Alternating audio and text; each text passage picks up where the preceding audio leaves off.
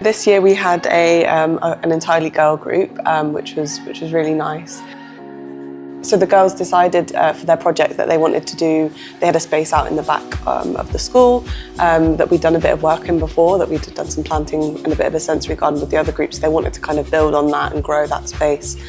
And they wanted to do a flower garden. They were really interested in how that can help pollinators, and also the gardening of it is like really good for your mental health and all of that sort of thing, and getting outside and being active.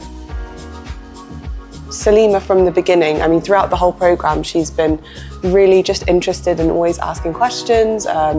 Yeah, really interested in just every part of it, always, like, even when we've had people come in and do talks about all sorts of different things, she's always been the first person to ask lots of questions, to have an input, and I think that because of that she's got loads out of the programme.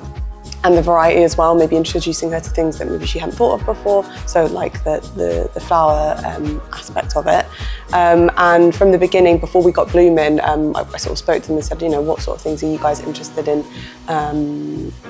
planting? What sort of things would you like to have? And she went away, did all this research, found out what she'd like, what would grow well in the certain climate that we were in, and came back with all of that. And she sort of, from there, became sort of the leader of the group.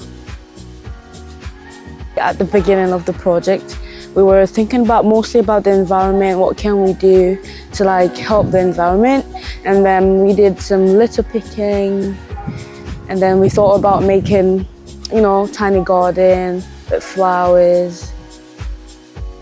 I did some research on things that we might want to do. I got some ideas from the team, and then I did research like long-lasting flowers that can be planted during the winter or summer. It's very therapeutic. Like sometimes when I do it, especially for this one, I got so carried away I barely even noticed I was doing something.